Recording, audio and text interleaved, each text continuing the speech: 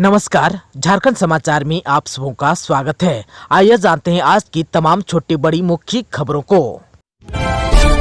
नोटबंदी की तरह ही राजनीतिक निर्णय है 2000 के नोट का चलन से बाहर होना, बोले सीएम हेमंत सोरेन।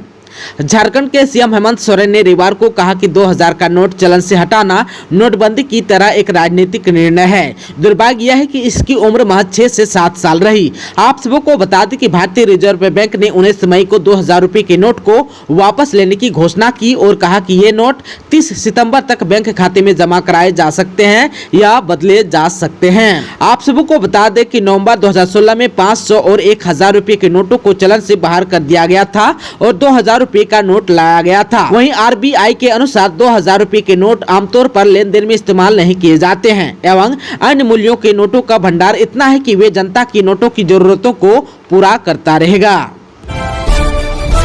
आत्मनिर्भर बनाने के लिए युवाओं को दी जाएगी अमीन की ट्रेनिंग। लोहरदगा में स्वरोजगार को बढ़ावा देकर आत्मनिर्भर बनाने के उद्देश्य से सर्वे अमीन तकनीकी प्रशिक्षण कार्यक्रम का शुभारंभ 28 मई से शुरू होगा। भूमापक अमीन प्रशिक्षण कार्यक्रम नवभारत निर्माण संस्थान चास बोकारो के द्वारा दिया जाएगा।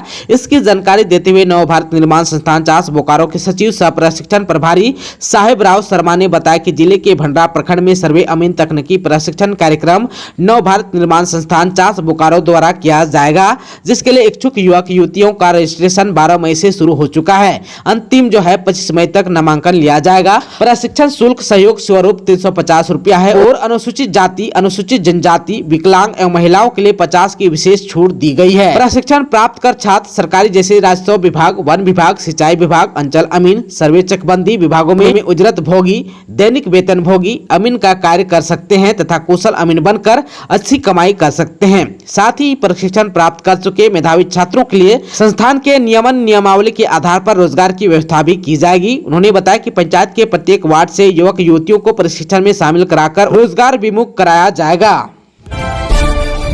पीएलएफआई सुप्रीमो दिनेश गोप को रिमांड पर लेगी गुमला पुलिस, इन मामलों में करेगी पूछताछ। प्रतिबंधित नक्सली संगठन पीएलएफआई सुप्रीमो दिनेश गोप को गुमला पुलिस रिमांड पर लेकर पूछताछ करेगी। गुमला पुलिस ने इसकी तैयारी शुरू कर दी है। गुमला जिले के किन किन थानों में दिनेश गोप के खिलाफ प्राथमिकी दर्ज की गई है और किन कांडों को दिनेश गोप ने अंजाम दिया है उसकी लिस्ट भी तैयार की जा रही है, ताकि रिमांड पर लेकर दिनेश गोप से सभी मामलों में पूछताछ की जा सके। गुमला के पुलिस अधीक्षक डॉक्टर एहतसाम बकरीब ने कहा कि गुमला जिले के कामडारा थाना में 13, बसिया में 2 और गुमला थाना में भी दिनेश गोप के खिलाफ प्राथमिकी दर्ज है। इन मामलों में पूछताछ की जाएगी। आप सबको बता दें कि अदालत ने दिनेश गोप को एनआईए की 8 दिनों की रिमांड पर दी है। रांची की बदलेगी तस्वीर, मिलेगी जाम से मुक्ति, सीएम हेमंत सोरेन ने देखा power point presentation. CM Hemant Soren ने सोमवार को कांके रोड रांची स्थित मुख्यमंत्री आवास कार्यालय में Jharkhand urban infrastructure development company limited के अधिकारियों के साथ बैठक की। इस बैठक में जुडको के अधिकारियों ने मुख्यमंत्री के समक्ष प्रस्तावित zonal beautification and redevelopment of existing street and related infrastructure from Albert Ekka Chowk to Kachahari Chowk and surrounding areas in Ranchi के मास्टर प्लान का पावर पॉइंट प्रेजेंटेशन रखा। जुडको द्वारा प्रस्तावित इस कार्य योजना के तहत रांची के अल्बर्ट एक्का चौक से कचहरी चौक और आसपास के क्षेत्र में मौजूद सड़क और बुनियादी ढांचे का सौंदर्यीकरण तथा पुनर्विकास कार्यों से संबंधित मास्टर प्लान तैयार किया गया। मुख्यमंत्री हेमंत सोरेन ने प्रस्तावित कार्य योजना के मास्टर प्लान की विस्तृत जानकारी ली। मास्टर प्लान के हर पहलू को गहराई से समझा तथा अपनी ओर से कई आवश्यक सुझाव एवं दिशा निर्देश अधिकारियों को दिए। मास्टर प्लान के तहत उन क्षेत्रों में मुख्य रूप से बेडिंग जोन के साथ 3 मल्टी लेवल पार्किंग का निर्माण, ग्रीन एरिया का विस्तारीकरण, विभिन्न सड़कों का चौड़ीकरण कार्य तथा कचहरी चौक से जेल चौक तक अंडर बाईपास रोड का निर्माण सहित विभिन्न बुनियादी ढांचों के सौंदर्यीकरण सहित अन्य कार्य किया जाना प्रस्तावित है। बैठक में मुख्यमंत्री के सचिव सह नगर विकास सचिव विनय कुमार चौबे, जुडको के project director technical Gopal ji, project manager Pratyush Chaudhary सहित अन्य पदाधिकारी उपस्थित थे। पूर्व मंत्री जगन्नाथ महतो की पत्नी को झामुमो डुमरी विधानसभा से लड़ा सकता है चुनाव, पार्टी के अंदर बनी सहमति। शिक्षा मंत्री जगन्नाथ महतो के निधन के बाद से डुमरी विधानसभा सीट पिछले 1.5 माह से रिक्त है। अगले विधानसभा चुनाव को लेकर अभी लगभग 1.5 वर्ष का कार्यकाल बचा हुआ है। ऐसे में इस सीट पर उपचुनाव होना तय है। स्वर्गीय जगन्नाथ महतो के परिवार में पत्नी बेबी देवी समेत एक बेटा अखिलेश महतो उर्फ राजू महतो के अलावा 4 पुत्रियां भी है। पार्टी सूत्रों के अनुसार झामुमो के स्वर्गीय जगन्नाथ महतो की पत्नी को चुनाव लड़ा सकता है। इसे लेकर पार्टी के अंदर खाने में सहमति भी बन गई है। पिछले दिनों स्वर्गीय महतो की पत्नी और बेटे ने मुख्यमंत्री हेमंत सोरेन से भी मुलाकात की थी। राजनीतिक में युवा होने की वजह से फिलहाल जगन्नाथ महतो के बेटे को कैबिनेट से दूर रखने की बात कही जा रही है, जिससे पार्टी के वरीय नेताओं की ओर से विरोध नहीं हो पाया। बताया जा रहा है कि राष्ट्रपति के झारखंड दौरे के बाद स्वर्गीय जगन्नाथ महतो की पत्नी को कैबिनेट में शामिल किया जाएगा। जिस प्रकार तत्कालीन मंत्री हाजी हुसैन के निधन के बाद उनके पुत्र हफीजुल हसन को मंत्री बनाकर चुनाव में उतारा गया था, उसी प्रकार स्वर्गीय जगन्नाथ महतो के परिवार से उनकी पत्नी को मंत्री बनाकर पार्टी चुनाव लड़ाने की तैयारी में है। जेएसएससी ने 1551 पदों पर निकाली वैकेंसी 25 मई से कर सकते हैं अप्लाई। झारखंड कर्मचारी चयन आयोग यानी कि जेएसएससी ने 1551 पदों के लिए डिप्लोमा स्तरीय संयुक्त प्रतियोगिता परीक्षा यानी कि JDL-CCE 2023 की वैकेंसी निकाली है। अगर आप भी जेएसएससी डिप्लोमा लेवल के विभिन्न पोस्ट में भर्ती की रुचि रखते हैं तो 25 मई 2023 से 24 जून 2023 तक ऑनलाइन आवेदन कर सकते हैं। JDL-CCE 2023 के लिए इच्छुक उम्मीदवार ऑनलाइन आवेदन कर सकते हैं। आवेदन करने की प्रक्रिया 25 मई 2023 से शुरू होगी। वहीं आवेदन की अंतिम तिथि 24 जून 2023 रखी गई है, जबकि परीक्षा शुल्क जमा करने की अंतिम तारीख 26 जून 2023 होगी। वहीं फोटो और साइन आप जो है 28 जून 2023 तक अपलोड कर सकते हैं। जेएसएससी की डिप्लोमा लेवल के विभिन्न पोस्ट में भर्ती के लिए अलग अलग कैटेगरी के उम्मीदवारों के लिए अलग अलग आवेदन शुल्क है, जिसमें सामान्य, ओबीसी और ईडब्ल्यूएस के एप्लीकेशन फीस 100 रुपये निर्धारित किए गए हैं, जबकि एसएससी और एसटी कैटेगरी के लिए 50 रुपये एप्लीकेशन फीस तय किए हैं। आप आवेदन शुल्क जमा करने के लिए debit card, credit card, net banking जैसे मोड का इस्तेमाल भी कर सकते हैं। झारखंड में सभी जिलों में चलेगी लू, 40 डिग्री पार होगा तापमान, येलो अलर्ट जारी। झारखंड में सभी जिलों में चलेगी लू, 40 डिग्री पार होगा तापमान, येलो अलर्ट जारी। मौसम केंद्र ने पूर्वानुमान जारी किया है कि राज्य के सभी जिलों में लू चलेगी। इसको लेकर येलो अलर्ट जारी किया है। वहीं अधिकतम तापमान 40 डिग्री सेल्सियस के पार होगा।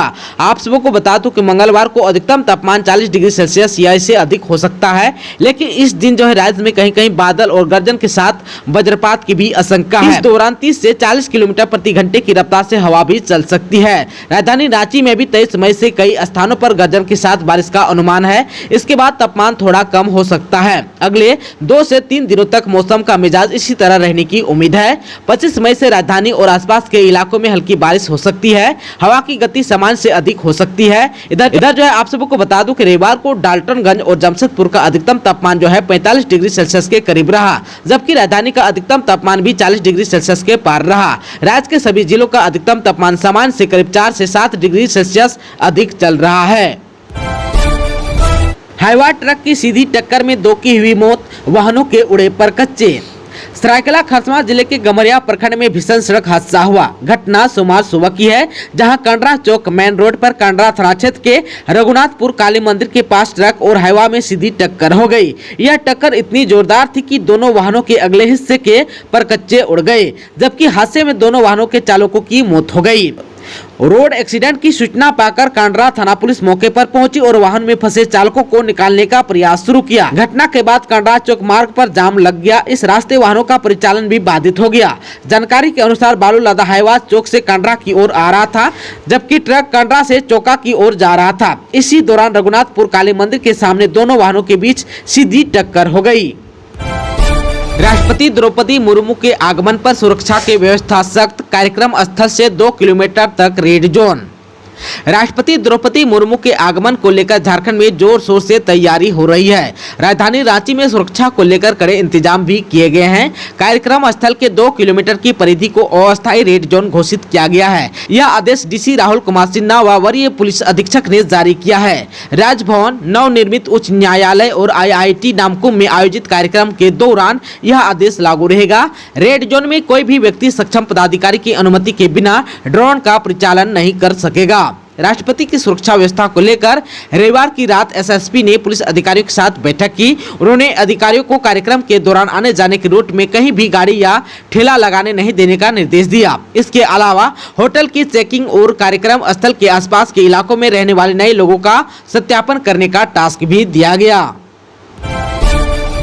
पेट में 20 से 25 वार करके की थी दंपति की हत्या, कोर्ट ने सुनाई आजीवन कारावास की सजा। डाल्टनगंज में वृद्ध दंपति की हत्या के मामले में कोर्ट ने आरोपी को आजीवन कारावास की सजा सुनाई। डाल्टनगंज जिला एवं सत्र न्यायाधीश प्रथम संतोष कुमार की अदालत ने हत्याकांड के आरोपी कुंड मोहल्ला निवासी शिवम पांडे को आजीवन कारावास की सजा सुनाई। अलग अलग धाराओं में आरोपी पर 50,000 और 5,000 का जुर्माना भी लगाया गया। जुर्माना की राशि जमा नहीं करने पर आरोपी को 2 साल 3 माह अतिरिक्त कारावास की सजा भुगतनी होगी। आप सबको बता दें कि 12 अगस्त 2021 को 82 वर्षीय राजेश्वर नाम और उनकी 75 वर्षीय पत्नी शर्मिला देवी की निर्मम हत्या कर दी गई थी। मामले के संबंध में वृद्ध दंपति के बेटे चैनपुर निवासी अरुण कुमार ने शहर के थाने में प्राथमिकी दर्ज कराई थी। दर्ज प्राथमिकी में यह कहा गया था कि 12 अगस्त 2021 को उसके छोटे भाई अरविंद कुमार ने रांची से मोबाइल पर सूचना दी कि पैतृक आवास कुंड मोहल्ला में रह रहे माता पिता के साथ कोई घटना हुई है। घटना की सूचना मिलने पर अरुण जब अपने पैतृक आवास कुंड मोहल्ला पहुंचा तो देखा कि वहां पुलिस पहले से मौजूद थी। घर के अंदर जाकर देखा बाहरी कमरे में उनके पिता राजेश्वर राम की लाश पड़ी थी और रसोई में उनकी मां शर्मिला देवी मृत पड़ी थी। मामले के संबंध में अरुण ने अज्ञात लोगों के विरुद्ध शहर थाने में प्राथमिकी दर्ज करवाई थी। बाद में पुलिस अनुसंधान, सीसीटीवी कैमरे और रांची से आए फोरेंसिक जांच की टीम ने मामले की छानबीन की। पूरे जांच और मेडिकल रिपोर्ट में यह पता चला कि दंपति की गला काटकर और पेट में 20 से 25 वार करके हत्या की गई है। जिसके बाद पुलिस ने गिरफ्तार आरोपी के पास से पुलिस ने 40,000 और हत्या में प्रयुक्त औजार बताए गए स्थान से बरामद किए गए। जिसके बाद कोर्ट ने दर्ज प्राथमिकी, पुलिस अनुसंधान, चिकित्सक रिपोर्ट, फोरेंसिक टीम की रिपोर्ट, गवाहों की गवाही के आधार पर आरोपी को आजीवन कारावास और अर्थदंड की सजा सुनाई। धनबाद में आर्थिक तंगी के कारण मजदूर ने की खुदकुशी। धनबाद जिले के सिंदरी स्थित गौशाला ओपी क्षेत्र अंतर्गत नूतन डी बस्ती निवासी शिवजी सिंह के पुत्र मुनमुन सिंह ने अपने घर में फांसी लगाकर आत्महत्या कर ली। मुनमुन दैनिक मजदूरी करता था। सूचना के आधार पर पहुंची गौशाला ओपी पुलिस ने शव को कब्जे में लेकर पोस्टमार्टम के लिए SNMMCH धनबाद भेज दिया है। घटना के संबंध में मृतक मुनमुन की पत्नी कुंती देवी ने बताया कि पैसे के अभाव में मुनमुन तंगी की जीवन व्यतीत कर रहा था और कुछ घरों में काम के पैसे भी बकाए थे। रविवार की शाम वह गौशाला स्थित मायके चली गई थी। सोमवार को घर लौटने के बाद देखा कि पति मुनमुन उसके दुपट्टे के सहारे छत में लगे लोहे के एंगल से झूल रहा था। मुनमुन के पैर घर में लगे बिछावन पर मुड़े हुए थे। उसने बताया कि रविवार की शाम दीपक सिंह नामक युवक का फोन आया और वह गाली दे रहा था। इसी दौरान पति पत्नी में कहासुनी होने के कारण मैं अपने मायके चली गई थी। सूचना के आधार पर गौशाला ओपी के ASI कुणाल मिश्रा घटनास्थल पर पहुंचे और शव का पंचनामा कर पोस्टमार्टम के लिए धनबाद भेज दिया। मृतक अपने पीछे 2 पुत्र सहित भरा पूरा परिवार छोड़ गया है। गौशाला ओपी प्रभारी विकास कुमार महतो ने बताया कि प्रथम दृष्टि आत्महत्या का मामला प्रतीत हो रहा है, लेकिन शिकायत आने पर आगे की कार्रवाई की जाएगी। दोस्तों, अभी तक आपने चैनल को सब्सक्राइब नहीं किया है तो प्लीज चैनल को सब्सक्राइब कर बेल आइकन को प्रेस कर दीजिएगा ताकि खबरों का अपडेट आपको मिलता रहेगा। इसके साथ ही आज के खबरों में बस इतना ही। हमें दीजिए इजाजत। नमस्कार।